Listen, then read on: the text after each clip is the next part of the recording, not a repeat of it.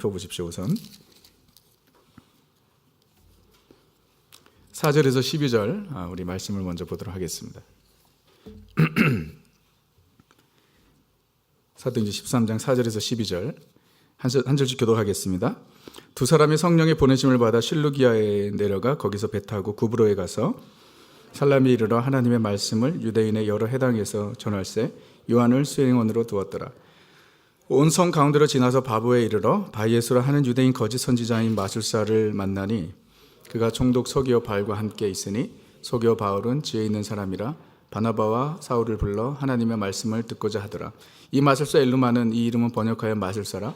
그들을 대적하여 총독으로 믿지 못하게 힘쓰니 바울이라고 하는 사울이 성령이 충만하여 그를 주목하고 이르되 모든 거짓과 악행이 가득한 자여 마귀의 자식이요 모든 의의 원수요 주의 바른 길을 굳게 하기를 그치지 아니하겠느냐. 보라 이제 주의 손이 내 위에 있으니 내가 맹인이 되어 얼마 동안 해를 보지 못하리라 하니 즉시 안개와 어둠이 그를 덮어 인도할 사람을 두루 구하는지라. 함께 있습니다. 이에 총독이 그렇게 된 것을 보고 믿으며 주의 가르치심을 놀랍게 여기더라. 아멘. 오늘부터 바울의 전도 여행에 대한 내용들을 우리가 함께 살펴보게 될 것인데요. 여러분들 여행 좋아하시죠? 요즘에 트렌드가 여행인데 이제 여러분이 저와 함께 여행을 떠나시는 겁니다. 그것도 어디 여행이냐면 지중해 여행입니다. 지중해 여행을 함께 가게 되는데요. 여러분 역사 유적지를 여행할 때 가장 중요한 게 뭔지 아세요? 이런 히스토리컬 사이트들을 우리가 여행할 때 가장 중요한 게 뭔지 혹시 아십니까? 가이드가 중요합니다. 저희가 수년 전에 성지순례를 갔지 않습니까? 성경의 땅 여행을 갔는데 저를 비롯해서 성도님들이 너무 많은 은혜를 받았어요. 근데 그 이유 중에 하나는 저희를 가이드해 주시는 이강근 목사님이 그 이스라엘의 전문가이세요. 그래서 참 그분이 이렇게 가이드를 해주셔가지고 얼마나 은혜를 받았는지 몰라요. 사실 이런 유적지들은 이 가이드 설명해 주는 사람이 없으면 아무 의미가 없어요. 그냥 남아있는 돌 보고 설명을 듣지 않으면. 그래서 가이드가 상당히 중요한데 제가 오늘 설교는 가이드가 되어서 여러분들의 바울의 1차 전도 여행을 여러분들 가이드를 해드리도록 하겠습니다. 보통 가이드가 아닙니다. 양복을 입은 가이드. 그리고 여러분들 오늘 이 가이드를 받으시고 가이드가 마음에 드시면 나가실 때 꼭 팁을 저기 박스가 있어요. 여러분들이 두시고 가시면 제가 더 열심히 할 수 있겠습니다. 우선 이제 그 바울의 전도 여행을 이제 13장부터 시작을 하는데 이 사도행전에 지금 여기까지 오는 데 있어서 제가 보니까 그 25주 동안 제가 그 전에 설교를 하고 이제 26번째 메시지가 이 바울의 전도 여행인데 오늘부터 이제 13장부터 28장까지가 계속 이제 바울의 1차, 2차, 3차 전도 여행 그리고 마침내 로마에까지 가게 되는 그 여정을 기록한 것이 사도행전의 후반부인 것입니다. 너무나 엑사이팅한 그런 스토리들이 우리 앞에 기다리고 있습니다. 먼저 여러분들 지도를 제가 좀 보여드리면요.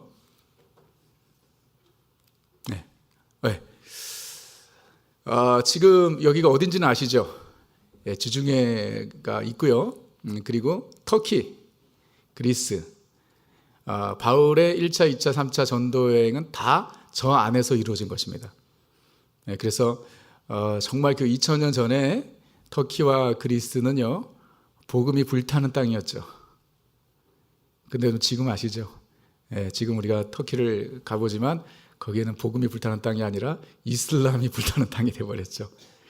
그래서 저기 이제 1차, 2차, 3차 전도 여행지인데 그 중에서 오늘 이 본문에서 이제 바울이 전도 여행을 시작하는 것과 1차 전도 여행을 좀 보여주고 있습니다. 이게 안 되네요. 하나 더 넘겨주시고요. 이걸 켜야 되나? 안 켰네. 오케이. 자, 이게 이제 1차 전도 여행지인 것입니다. 저기 터키가 있고요. 좀 더 가까이 보여드리면 이렇게 됩니다. 지금 안디옥을 보세요. 안디옥이 어디 있는지. 안디옥에서 이제 실루기아에서 배를 타고 구브로 섬으로 오게 됩니다. 구브로 섬에 도착해서 살라미라는 곳에서 사역을 하고 그 다음에 섬을 쭉 건너서 바보라는 곳에 가게 되고 거기서 배를 타고 버가에 가게 됩니다. 버가에서 비스디아 안디옥, 그 다음에 이고니온, 루스드라, 더베까지 가게 됩니다. 더베. 그럼 더베 보이시죠? 사실 안디옥에서 그 내륙으로 북쪽으로 이렇게 가면 더베가 그렇게 먼 거리가 아니에요. 근데 거기 뭐 더베 도착하는 게 그 목적이 아니고 가는 도중에 복음을 전하는 게 목적이기 때문에 이렇게 돌아서 가게 되죠. 그리고 더베까지 갔다가 더베에서 내륙으로 안디옥으로 가지 않고 다시 똑같은 데로 돌아옵니다. 그래서 더베에서 루스드라에서 이고니온에서 안디옥, 그 다음에 버가에서 이제 그 아탈리아라는 곳이 그 버가 바로 밑에 있는 곳인데 거기가 한 군데, 거기서 배를 타고 다시 안디옥으로 가는 것이 1차 전도 여행의 그 여정이에요. 그래서 오늘은 그 중에서 이제 첫 번째 사역지인 구브로 섬에서의 사역을 저희가 살펴보게 될 것입니다.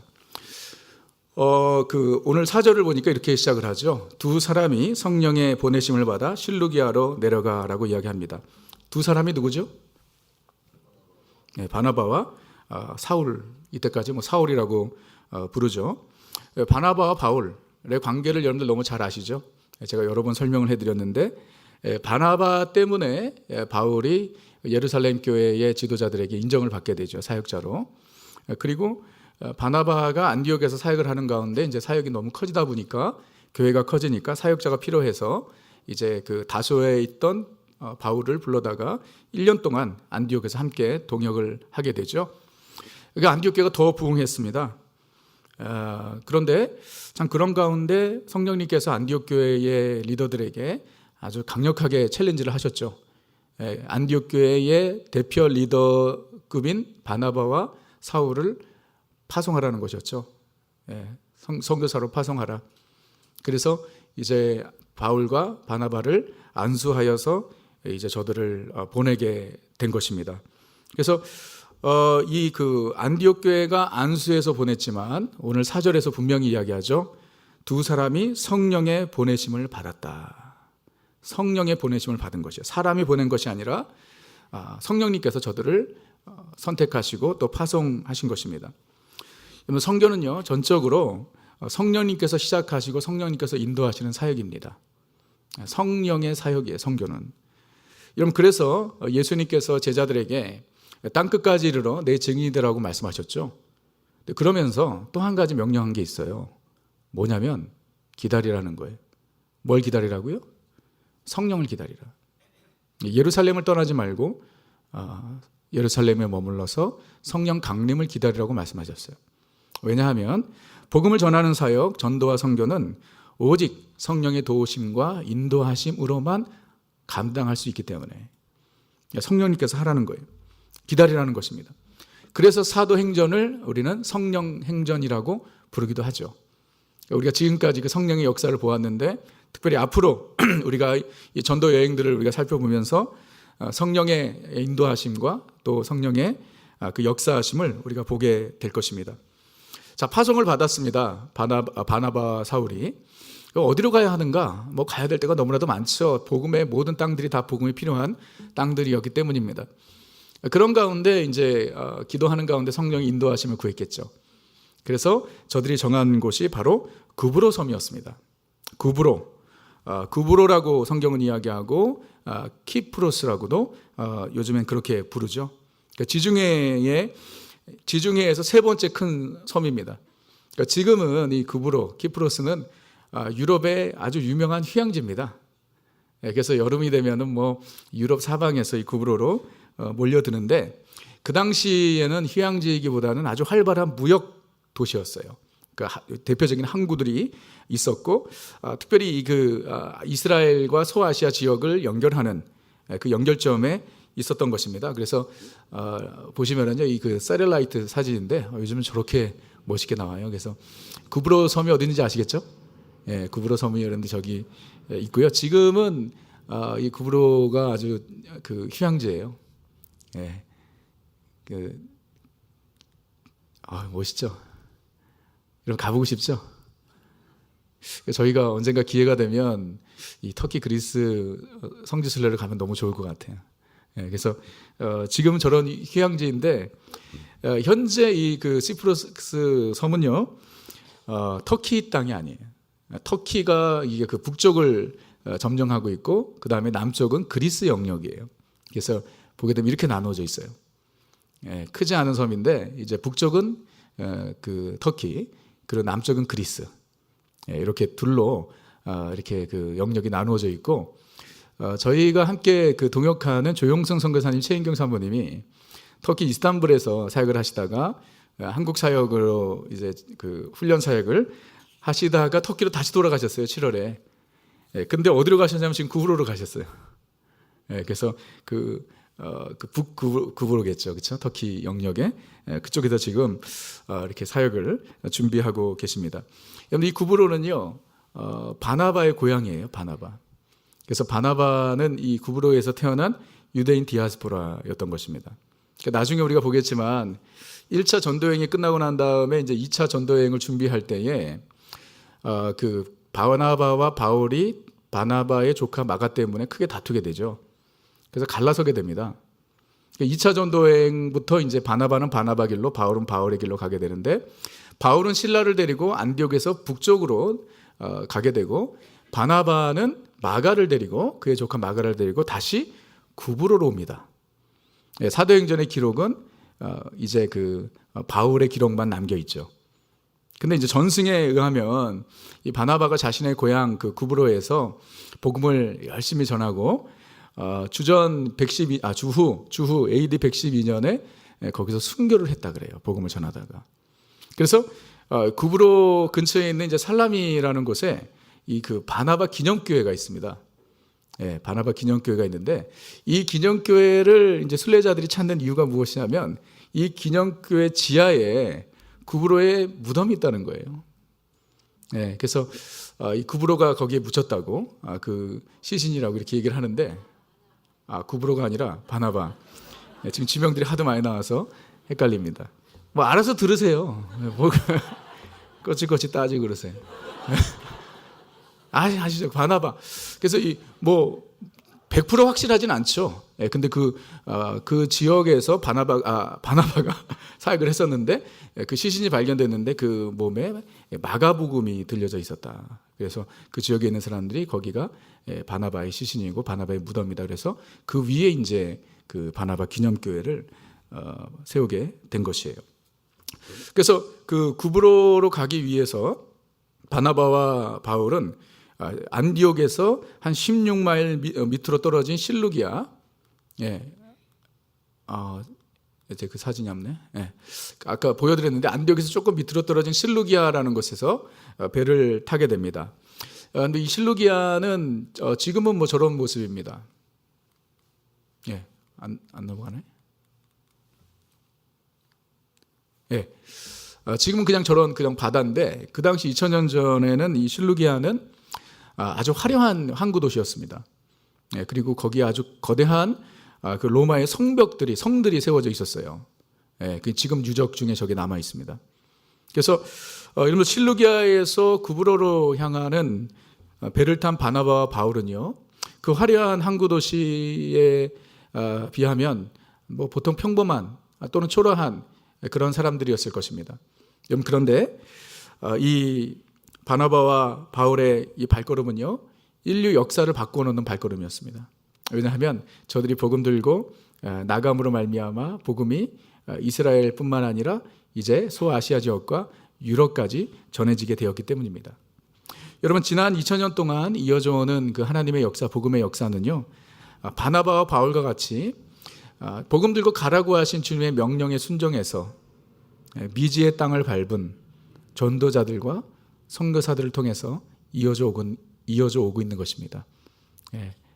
가라고 하신 주님의 명령에 순종해서 복음 들고 미지의 땅으로 간 사역자들을 통해서 주님의 나라가 세워지고 주님의 교회가 확장이 되고 지금까지 이 복음의 사역이 이어져 오고 있는 것이에요.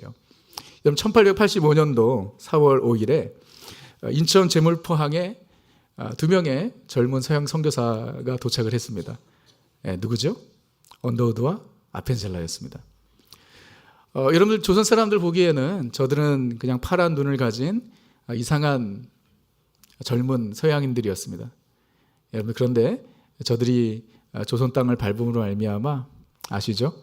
한반도의 역사가 완전히 바뀌게 된 것이죠. 1996년에 박동실 선교사님과 사모님께서 그 아마존 아웃다지스를 저기 두 분이 누구신지 아시죠? 모자 쓴 사람은 저입니다. 제가 좀 얼굴이 부어서요, 저때. 아웃다지스 땅을 밟으셨습니다. 저들이 아웃다지스 땅을 밟았을 때 그 지역에 있는 현지인들에게, 아마존들에게 박 선교사님 내부는 그곳에서 흔히 볼 수 없는 그냥 동양인들이었던 것입니다. 그런데 저들이 그 땅을 밟음으로 말미암아 새로운 역사가 시작이 된 것이죠. 수많은 믿는 자들이, 임디오들이 하나님을 예배하는 예배의 자리로 나오게 된 것입니다. 여러분, 주님의 역사는 이렇게 이루어지는 것이죠. 가라고 하신 주님의 명령에 순종하여 복음 들고 산을 넘는 자들을 통해서 복음의 역사가 이어지는 것입니다. 실루기아에서 배를 타고 구브로로 향하던 바울의 마음은 어떠했을까요?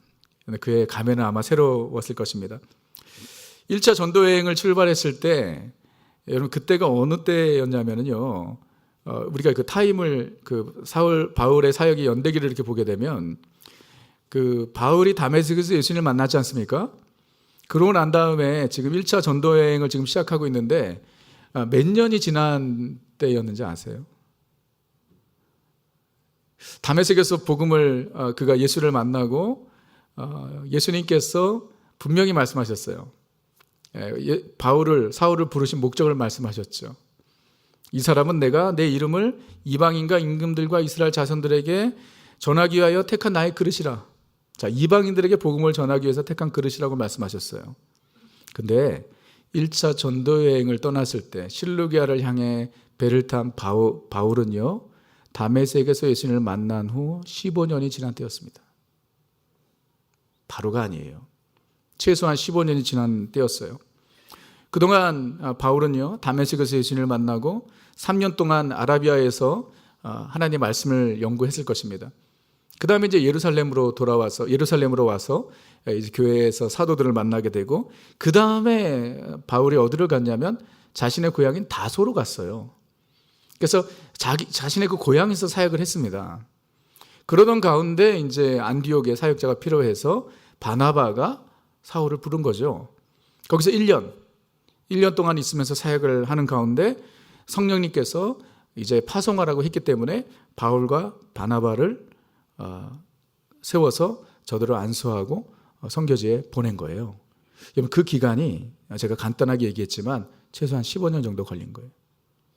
하나님께서 바울을 사용하시는데 15년 동안, 그 기간은 그냥 막연한 기간이 아니었습니다. 어떤 일을 하나님께서 사울의 삶 가운데 하셨는지 기록은 없지만 분명 그 기간 동안 하나님께서 바울을 이방인 전도자로, 선교사로 준비시키셨을 것입니다. 그래서 그 다메섹에서의 부름을 받고 이제 드디어 이방인 선교를 향해 첫 발을 내딛는 것입니다. 그런데 하나님께서는요, 우리를 사용하시기 원하십니다. 저와 여러분을 복음 사역자로, 예수 그리스도를 만나 복음으로 구원받은 우리들을 전도자로, 제자들로 부르시고 사용하기 원하세요. 근데 분명한 것은요, 하나님께서는 사용하시기 전에 우리를 반드시 준비시키신다는 거예요. 준비의 기간이 있습니다. 다윗이 여러분 왕으로 부름을 받았을 때에 사무엘에게 안수를 받죠. 기름 부음을 받습니다. 그러고 난 다음에 당장 이스라엘의 왕이 되었느냐? 그렇지 않아요.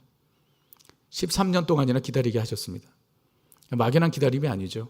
그가 사울의 위협을 피해 도망을 다니면서 도망자의 삶을 살았고, 그 기간 동안 다윗은 정말 깨지고 다듬어지고 그의 영성과 인격이 더욱 성숙해지는 그런 과정이었던 것이죠. 하나님께서는 부르시고 준비시키세요. 모세도 마찬가지죠. 하나님께서 이스라엘 백성들을 출애굽시키는 그런 막중한 사명을 위해서 모세를 선택하셨습니다. 근데 그를 사용하시는 데 있어서 40년 동안이나 기다리셨어요. 광야에서 그는 정말 아무것도 할 수 없는 무력한 사람이 되었던 것이죠. 그래서 그가 내 힘으로는 더 이상 아무것도 할 수 없습니다라고 이야기하는 그때에 하나님께서 모세를 부르셔서 이스라엘 백성을 출애굽시키시는 하나님의 놀라운 역사를 이루신 것을 보게 됩니다. 주님께서 우리를 부르십니다. 근데 그냥 사용하지 않으십니다. 다양한 방법으로 우리를 준비시키십니다. 특별히 기다림을 통해 우리를 깨뜨리시고 다듬어 가십니다. 그러므로 우리는요, 주님의 때를 기다리고 주님의 때를 바라보고 인내하며 기다릴 수 있어야 하는 것이에요. 바울이 15년 되었을 때에 드디어 하나님께서 그를 부르신 그 소명을 향해 첫 발을 내딛게 된 것입니다. 바나바와 바울과 함께 배를 같이 탄 사람이 있습니다. 오늘 말씀해 보니까 마가 요한입니다. 이 마가 요한 참 흥미로운 사람이에요.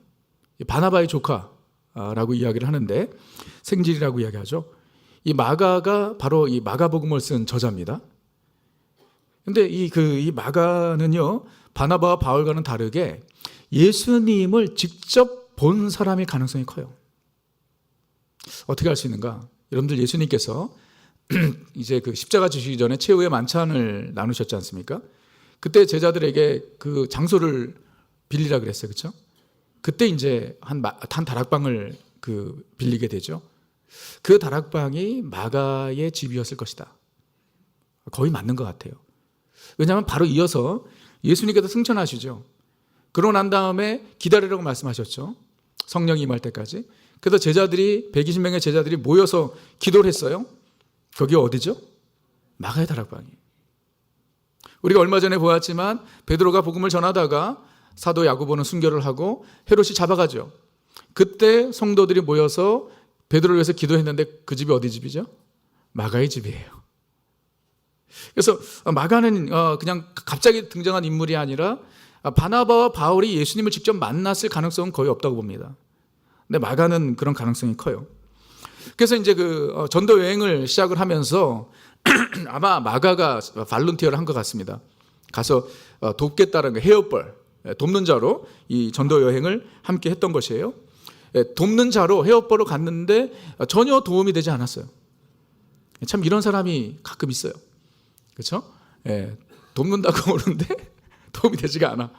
이 마가가 그런 사람이에요. 오히려 바나바와 바울의 그 사기를 다 떨어뜨렸어요. 왜 그렇죠? 그가 여행을 하다가 갑자기 포기하죠. 중도 하차합니다. 그리고 예루살렘으로 돌아가요. 그럼 나중에 그 일로 인해서 바나바와 바울이 크게 다투고 결국 헤어지게 됩니다. 자, 실루기아에서 배를 탄 것입니다. 아까 보았죠. 실루기아에서 배를 타고 실루기아에서 배를 타고 구브로 섬에 가는데 그게 한 60마일 정도 되는 겁니다. 60마일 정도 되는데 첫 번째 도착한 항구 도시가 살라미예요. 제가 살라미를 참 좋아합니다. 살라미를 참 좋아하는데 그 구브로 섬의 두 도시는 참 기억하기 쉬운 이름이에요. 하나는 살라미고 하나는 바보. 살라미에 도착을 했어요. 살라미에 도착을 했는데 이제 그곳에서 이제 어디를 가야 합니까? 근데 바나바와 바울이 그곳에서 먼저 유대인 회당을 찾아갑니다. 유대인 회당. 여러분 살라미에서뿐만 아니라 바울이 가는 곳마다 가장 먼저 찾아가는 곳이 바로 유대인 회당입니다. 유대인 회당에서 먼저 복음을 전합니다. 여러분 왜 바울이 유대인 회당을 먼저 찾아갔을까요? 여러 가지 이유가 있지만 몇 가지 이유를 생각해 보면 여러분 회당에는요 사람들이 항상 모여 있었습니다. 모임이 레귤러리 있는 것이 회당이에요. 그리고 회당에서는요 율법을 가르쳤습니다. 즉 하나님의 말씀을 구약 성경을 가르친 것이죠. 그리고 회당의 시스템은 이 가르침의 시스템은 누구든지 본인이 깨닫는 그런 진리가 있으면 가르칠 수 있었어요. 그래서 이 살라마뿐만 아니라 어디를 가든지 우리가 1차, 2차, 3차 성교행을 통해서 보겠지만 바울이 어디를 가든지 먼저 찾아가는 곳은 회당이라는 것이에요. 회당이 복음 사역의 전초기지가 된 것입니다. 여러분 이 회당은요, 회당이 어디서 등장을 한 것입니까? 언제부터 지어진 것이에요? 흩어진 유대인들. 주전 586년에 바벨론으로 인해서 나라가 멸망하게 되죠. 그리고 유대인들이 사방으로 뿔뿔이 흩어지게 됩니다. 사방으로 뿔뿔이 흩어지는데 저들이 흩어지게 된 것은 하나님을 제대로 섬기지 않았기 때문이죠. 하나님께 범죄했기 때문이에요. 그래서 그 수많은 선지자들을 통해서 하나님께서 경고하셨지만 저들이 돌아오지 않았죠. 그래서 결국 나라를 빼앗기고 이제 정말 바벨론뿐만 아니라 여러 지역으로 흩어지게 돼요. 흩어지면서 흩어진 유대인들이 그때 깨닫게 된 것이에요. 우리가 하나님을 제대로 섬기지 않았기 때문에 이와 같은 재앙을 당하는구나. 그래서요, 흩어진 유대인들이 정신을 차리게 된 거예요. 하나님을 제대로 섬겨야겠다. 근데 문제가 있어요. 그때까지 유대인들의 신앙생활의 중심은 예루살렘 성전이었습니다. 근데 예루살렘 성전이 바벨론 느부갓네살로 인해서 다 회파해됐죠. 다 무너져 버렸죠. 그리고 거리상으로도 예루살렘으로 올 수 있는 거리가 아니었어요. 그래서 저들의 신앙을 지키기 위해, 그리고 율법을 가르치고 배우고 무엇보다 자녀들에게 신앙을 계승하기 위해 저들이 가는 곳마다 회당을 만든 것이에요. 해당에서 예배를 드리고, 해당에서 말씀을 가르치고, 해당에서 자녀들에게 언어를 가르치는 그런 일을 한 것입니다. 그래서 여러분 지금도 보시면은요, 유대인들이 있는 곳마다 이 시나고그, 해당들이 있습니다. 그래서 저희가 그 성지순례 갔을 때에 갈릴리 호수 옆에 그 해당의 유적지입니다. 저기 해당이고요. 그다음 지금은 화려한 해당들이 많죠. 여러분 얼바인에도 바로 옆에 해당이 있는 거 아십니까? 예, 제가 보니까 이건 체코슬로바키아의 해당이고, 이거는 부다페스트의 해당이고, 이것은 저 해당 바로 옆에 저희 집이 있었어요. 브라질 상파울로 해당이에요. 얼마나 유대인들이 많은지 몰라요. 그러니까 토요일만 되면 전통 옷을 입고 저 해당으로 돌아가는 모습을 흔히 보았습니다. 여러분, 저들이 그 해당을 이렇게 만들게 된 것은요, 하나님께 범죄했기 때문에 저들이 흩어졌기 때문에 회당을 만든 것이죠. 근데 참 보세요. 하나님의 섭리가 얼마나 귀한지. 그러니까 저들은 나라 잃은 유대인들이 어쩔 수 없이 뿔뿔이 흩어졌지만 하나님께서 저들을 통해 복음 전파에 꼭 필요한 회당을 세우게 한 것이에요. 여러분, 이건 절대로 우연이 아닙니다. 구속사적인 관점에 있어서 여러분, 하나님께서는 이미 흩어진 유대인들을 통해서 복음 사역을 준비해 놓고 계셨던 것이에요. 여러분, 해당만이 아니에요. 제가 여러 번 말씀드렸지만 이 흩어진 유대인들을 통해서 하나님께서 복음 사역에, 예수 그리스도의 십자가의 구속의 역사가 다 이루어지고 난 다음에 복음이 전파되는 일에 있어서 필요한 3가지를 준비하셨어요. 이 흩어진 유대인들을 통해서. 첫째는 회당을 제가 말씀드렸고, 두 번째는 히브리어 성경을 헬라어 성경으로 번역하게 하셨죠. 70인역 성경이라고 이야기하는 거예요. 그 다음에 3번째가 있어요. 뭔지 아세요? 바나바와 바울과 같은 신실한 유대인 디아스포라들을 준비하셨어요. 바나바 흩어진 유대인이었어요. 바울 흩어진 유대인이었습니다. 여러분, 그래서요, 정말 저들이 흩어지게 된 것은 하나님께 범죄했기 때문에 마치 벌을 받은 것과 같고 저주를 받은 것 같았지만, 하나님께서는요, 합력하여 선을 이루신 분이십니다. 예, 벌 받은 것 같았지만 아니에요. 하나님께서 그 일을 통해서 하나님의 구속의 역사를, 복음의 역사를 준비하셨던 것입니다. 여러분, 하나님께서는요, 우리의 삶 가운데도 그렇게 일하십니다. 심지어 우리의 연약함과 부족함까지도 하나님의 뜻을 이루시기 위해서 사용하는 줄 믿으시기 바랍니다. 예, 하나님의 일이에요. 그러므로 우리는 하나님의 신실하심을 믿고 주님을 의지해야 하는 것입니다. 살라미에서 복음을 전한 바나바 바울이 이제 구브로 섬의 반대편인 바보로 갑니다. 파포스라는 곳이에요. 예, 근데 한국말로는 바보. 이 바보를 꼭 기억하세요. 예, 바보로 가는데 살라미에서 바보까지 그 내륙으로 가면 한 90마일 정도 되는데 거리입니다. 바보에 도착을 하는데, 이 바보에 간 이유가 있습니다. 이 바보에 그 당시 구브로 섬을 통치하는 로마 총독의 관저가 있었던 것이에요. 그리고 그 당시 구브로 섬의 로마 총독은 서기오 바울이라는 사람이었어요. 근데 이 바보에 도착을 했더니 서기오 바울이 바나바와 바울에 대한 소식을 들은 거예요. 그 당시 로마 사람들은 다 다신을 섬기는 사람들이었습니다. 그래서 상당히 종교적이었죠. 그래서 바울과 바나바가 전하는 그 신이 누구인지를 알고 싶어서 그들 초대를 합니다. 뭔가 이렇게 복음을 듣고 싶어서가 아니라 그냥 신에 대한 관심이 있어서 바울과 바나바를 초대했을 것이에요. 여러분, 바울과 바나바 입장에서는요, 구브로 섬의 최고의 권력자인 이 총독에게 복음을 전할 수 있는 아주 좋은 기회가 찾아온 것이죠. 정말 성령님께서 인도하셨구나라고 저들은 믿었을 것입니다. 그냥 바나바와 바울이 찾아간 게 아니라 총독이 부른 거예요.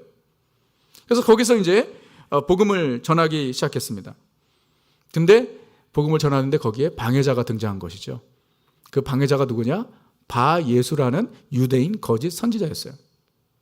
그를 또 엘루마라는 이름이라고도 불렀습니다. 엘루마는 마술사라는 이름의 점쟁이라는 뜻이에요. 그래서 이 바 예수라는 이름의 뜻이 무엇이냐면 예수의 아들, 여호수아의 아들, 다시 말해 구원자의 아들이라는 뜻이에요. 그래서 이 바 예수는요, 자칭 그리스도이니까 자칭 구원자예요. 그러니까 이 바 예수가 바나바와 바울이 총독에게 복음을 전하는데 계속해서 방해를 하는 거예요. 그러니까 말씀 보니까 말씀을 왜곡시킨다라는 거예요. 그래서 복음을 전하는데 자꾸 딴 얘기를 하는 거예요. 왜 그랬을까요? 너무나 당연하죠. 총독이 바나바와 바울이 전하는 복음을 들으면 그동안 총독의 채찍근에서 점쟁이로서 마술사로서 누렸던 그의 혜택들을 다 놓칠 수 있기 때문에. 그래서 이 서기오 바울을 위해서가 아니라 자기를 위해서 반대를 하는 것이죠. 방해를 하는 것입니다. 여러분, 우리 앞으로도 보겠지만 복음을 전하는 곳에는요, 항상 방해자가 있기 마련입니다. 방해가 있기 마련이에요. 왜냐하면 복음은 모든 믿는 자를 구원하시는 하나님의 능력이기 때문입니다. 복음이 들어가면 어둠에 있는 자들이 빛으로 나옵니다. 사탄의 올무에 묶여있던 자들이 자유케 되죠. 그래서 복음이 들어가면은요, 결국은 사탄이 자신의 영역을 잃어버리는 것이죠. 영역을. 그렇기 때문에 가만히 있지 않아요. 예. 뭐 여기나 선교지나 마찬가지입니다. 그래서 복음 전하는 것이 그렇게 어려운 것이에요. 그래서 우리는 복음을 전할 때 기도로 무장해야 하고 또 인내해야 하는 것입니다. 여러분, 혹시 누군가 전도하고 있는데 어려움을 겪는 분 계신가요? 방해자가 있는 거 여러분 느끼세요? 여러분, 이상하게 생각하지 마십시오. 너무나 당연한 것입니다. 그러나 우리가 인내하고 기도하며 또 지속적으로 복음을 전할 때에 반드시 주님께서, 성령님께서 주님의 때에 주님의 방법으로 역사하신다는 것이에요. 지금 이때도 그래요. 얼마나 익사이팅해요. 아니, 총독이 복음을 듣겠다는 거예요. 근데 전하는데 그 마술사, 거짓 선지자, 점쟁이가 옆에서 계속 방해를 하는 거예요. 그랬더니 바울이 열받았어요. 아, 멋있어요. 바울이 열받은 무서운 사람이에요. 그래서 그가 이게 지금 바보예요. 하여튼 다 휴양지예요. 예. 한번 가자고요. 예. 제가 사실 지난주에 알아봤어요. 이거 준비하면서 이 바울의 이 그 전도 여행을 따라가면 얼마나 은혜가 될까? 제가 이렇게 알아봤는데 그 이스라엘이랑은 좀 다른 게, 이스라엘은 아직 그 성지들이 남아 있는데 터키, 그리스는 다 저런 휴양지가 됐어요. 그래서 정말 저기는 뭔가 가이드가 제대로 설명하지 않으면 그냥 그 뭐 바닷가에서 놀다 온다 그래요. 예, 그래서 제가 알아봤는데 혹시 내년에 갈 수도 있어요. 예, 휴양지로. 예. 그래서 사울이죠, 이때까지 이렇게 선포하죠. 이르되 모든 거짓과 악행이 가득한 자요, 마귀의 자식이요, 모든 의의 원수요, 주의 바른 길을 굳게 하기를 그치지 아니하겠느냐. 보라, 이제 주의 손이 내 위에 있으니 내가 맹인이 되어 얼마 동안 해를 보지 못하리라 하니 즉시 안개와 어두움이 그를 덮어 인도할 사람을 두루 구하는지라. 예, 바울이 선포하니까 순식간에 눈이 먼 거예요. 그래서 얼마 전, 방금 전까지 의기양양했던 이 바예수가 이제는 누군가를 의지하지 않으면 걸을 수도 없는 연약한 자가 된 것이에요. 자, 그러자 12절, 이에 총독이 그렇게 된 것을 보고 믿으며 believed, 뭘 믿었냐? 복음을 믿었다라는 거예요. 주의 가르치심을 놀랍게 여기니라. 여러분, 바예수가 그 순간에 눈이 먼 것을 보고 이 총독이요, 깜짝 놀란 거예요. 그리고 바나바와 사울이 보통 사람이 아니라는 것을 알게 된 것이죠. 마음이 열린 것이고 결국 저들이 전하는 복음을 믿게 된 것입니다. 구브로 섬에서의 가장 큰 사역의 열매였던 것입니다. 그런데 보세요. 결과적으로 보십시오. 결과적으로 보면 복음 전도를 방해했던 바예수가 오히려 복음 전도에 도움이 된 것입니다. 이게 하나님의 예상치 못한 방법이에요. 복음 전도를 방해했던 바예수 때문에 결국은 믿게 되는 거예요. 아마 바예수도 회개하고 나중에 예수를 믿게 되었을 가능성이 큽니다. 그리고 그 일로 인해서 바나바와 바울은 깨닫게 되었겠죠. 복음 전도 사역은 정말 우리 힘으로 하는 것이 아니구나. 성령님께서 역사하시는 것이구나. 라고 그들은 깨닫게 되었을 것입니다. 여러분, 그 끝으로 오늘 본문에서 우리가 주목해야 할 중요한 내용이 하나 있는데 그것이 무엇이냐면 구브로 섬에서부터, 구브로 섬의 바보에서부터 사울이라는 이름이 바울로 바뀌게 됩니다. 구절을 보십시오. 구절이 없나요? 네, 없군요. 구절에 이렇게 있습니다. 바울이라고 하는 사울이 성령이 충만하여. 구절에 바울이라고 하는 사울이 성령이 충만하여. 자, 지금 우리가 사도행전 12장까지 보았는데 지금까지 바울이라는 이름이 나왔나요? 바울을 뭐라고 불렀어요? 사울이라고만 불렀습니다. 바울이라고 부른 적은 한 번도 없습니다. 그런데 바보에서부터 바울이라고 하는 사울이 성령이 충만하여 사울이 바울로 불리기 시작합니다. 여러분, 왜 바보에서부터 사울이 바울이라고 불리기 시작했을까요? 왜 그 이름을 사용하기 시작했을까요? 총독의 이름이 서기오 바울이었기 때문에 사울이 그 이름 괜찮은데? 나도 바울이었을까요? 전혀 그런 게 아닙니다. 자, 사울은 지금까지 불려졌던 사울은 히브리식 이름입니다. 여러분, 사울 하면 생각나는 사람이 있어요, 성경에. 누구죠? 사울 왕입니다. 여러분, 사울 왕과 바울은 같은 베냐민 지파였습니다. 아마 사울의 부모가 아들을 낳고 그 베냐민 지파의 가장 위대한 인물이었던 사울 왕처럼 아들이 되기를 바라는 마음으로 사울이라는 이름을 지어줬을 거예요. 그리고 사울은요, 정말 그의 부모의 바람대로 유대인으로서 걸출한 인물이 되었죠. 바리새인이 되었습니다. 젊은 나이에 리더가 되었습니다. 엘리트 중에 엘리트가 되었습니다. 그런가 하면 바울이라는 이름은 로마식 이름입니다. 바울이라는 이름은 로마식 이름이에요. 자, 구브로섬 바보에서 갑자기 사울이 내가 이름을 바꿔야겠는데 바울로 할까라고 해가지고 바울로 한 게 아니에요. 그 당시 로마 제국 치하에 살던 유대인들 중에는요, 히브리식 이름과 그리고 로마식 이름을 동시에 가지고 있던 사람들이 많았습니다. 마치 우리와 같은 것이죠. 그렇죠? 우리가 코리안 네임 있죠? 그 다음에 미국 이름이 있는 것 같은 거예요. 바울도 그랬던 것입니다. 그리고 특별히 바울은 충분히 그럴 수 있었던 이유는 바울은 유대인이었지만 로마 시민권자였습니다. 그래서 바울 역시 사울이라는 이름과 함께 바울이라는 로마식 이름을 가지고 있었던 것 같아요. 그런데 지금까지는 그 바울이라는 이름을 사용하지 않았어요. 그런데 1차 전도 여행 때부터 그가 바울로 불리기 시작했어요. 그리고 그가 그렇게 불리기를 원했을 것입니다. 그리고 그 이후에 사도행전 14장 이후부터 보십시오. 바울이 예수님을 만난 자신의 간증을 이야기할 때 사울이라는 이름을 가끔 사용하지만 마지막 13장부터 28장까지는 바울로 불리고 그리고 그의 모든 서신서를 보게 되면 자신은 바울로 소개하고 있습니다. 왜 1차 전도여행 때 사울이 바울이라는 이름을 사용하기 시작했을까요? 우리가 몇 가지 추측할 수 있겠죠. 사울이라는 히브리식 이름보다 바울이라는 로마식 이름이 바울의 사역 대상자들인 이방인들에게는 훨씬 더 친근감 있고 부르기 쉬운 이름이었을 것입니다. 뿐만 아니라 이름의 뜻 때문입니다. 자, 사울이라는 이름의 뜻은 무엇일까요? 아시죠? 사울은 큰 자라는 거예요. 큰 자. 크다는 것입니다. 바울은 완전히 반대 의미예요. 바울은 뭐죠?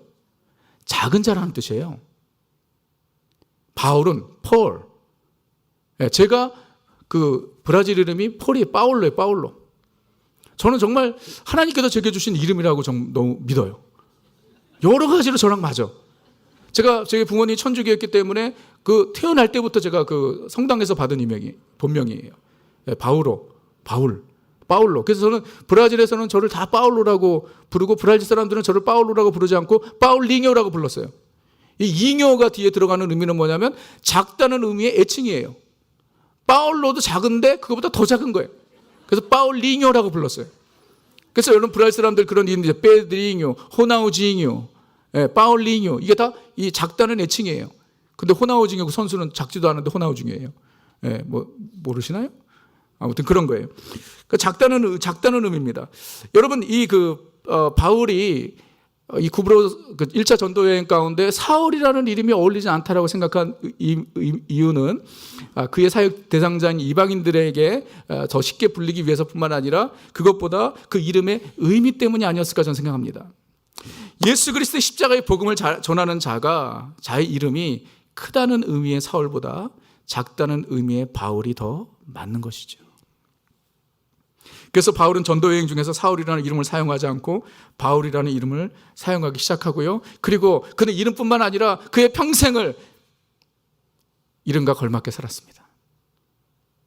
자신을 낮추고 작은 자가 되어서 주님의 복음을 전하는 그런 사명을 감당하게 된 것이에요. 에베소서 3장 8절에서 그가 이야기하죠. 모든 성도 중에 지극히 작은 나에게, 작은 자보다 더 작은 나에게, 모든 성도 중에도 지극히 작은 자보다 더 작은 나에게 은혜를 주신 것은, 바울은요 이름만이 아니라 늘 자신을 그렇게 생각했던 것이에요. 작은 자라는 것입니다. 여러분, 우리 또한 사울이 아니라 바울이 되어야 합니다. 여러분도 바울로예요. 바울링요가 돼야 돼. 사울이 아니라 하늘 보좌를 버리시고 이 땅에 가장 낮은 모습으로 오신 예수 그리스도의 제자들이고 그분을 전하는 우리들이기 때문에 우리는 사울이 되어서는 안 됩니다. 우린 큰 자가 되어서는 안 돼요. 바울이 되어야 합니다. 작은 자들, 아니 점점 더 작아지고 오직 주님이 점점 더 커지는 그런 인생을 우리는 살아야 할 것입니다. 이런 바나바와 바울의 구브로 사역은요 성공적이었습니다. 무엇보다 총독 서기오 바울을 전도한 것은요 큰 수확이었습니다. 바보에서 사역을 마무리하고 바나바와 바울은 배를 타고 버가로 갑니다. 버가에서 무슨 일이 있었는지 다음 주에 말씀드리도록 하겠습니다. 다음 주에 우리의 여행은 계속될 것입니다. 도시락을 싸가지고 오시기 바랍니다. 오늘 말씀을 통한 핵심 진리 몇 가지를 말씀드립니다. 여러 가지를 말씀드렸지만 여기에 많은 진리들이 있습니다. 첫째, 선교는 성령님께서 시작하시고 성령님께서 인도하시는 사역이라는 것입니다. 우리가 우리 교회가 선교하지만 마찬가지죠. 복음을 전하는 사역, 제자 삼는 사역, 전적으로 성령님께서 하시는 일이에요. 사람이 하는 거 아닙니다. 두 번째, 주님은 우리를 사용하시기 전 분명히 준비시키십니다. 특별히 기다림을 통해 우리를 연단하십니다. 기다리게 하십니다. 세 번째, 주님의 나라는 가서 전하라는 주님의 명령에 순종하는 자들을 통해 이루어집니다. 가라는 주님의 명령에 순종해서 복음 들고 미지의 땅을 밟은 선교사들을 통해, 전도자를 통해 주님의 나라가 지금까지 세워지는 것입니다. 네 번째, 주님은 우리의 연약함과 부족함까지도 합력하여 선을 이루게 하십니다. 흩어진 유대인들을 통해 저들이 눈물 가운데 회당을 지었지만 그것이 복음 사역의 중요한 역할을 한 것과 같이. 다섯 번째, 복음을 전하는 일에는 항상 방해가 있기 마련입니다. 방해가 있습니다. 그러나 주님께서는 주님의 때에 주님의 방법대로 역사하실 것입니다. 복음을 방해했던 예수, 그 사람 때문에 서기오 바울 총독이 예수를 믿게 된 것이죠. 도구가 된 것입니다. 그러므로 인내하며 복음을 전해야 하는 것입니다. 마지막 여섯 번째, 우리는 사울이 아니라 바울이 되어야 합니다. 가장 낮은 모습으로 이 땅에 오신 예수 그리스도의 제자들이고 그를 전하는 자들이기 때문에 우리는 절대로 큰 자가 되어서는 안 됩니다. 우리는 바울이 되어야 돼요. 사울이 아니라 바울. 작은 자들이 되어서 주님만을 높여드리는 저와 여러분 되시기를 주님의 이름으로 축원합니다. 이 시간에 우리 한번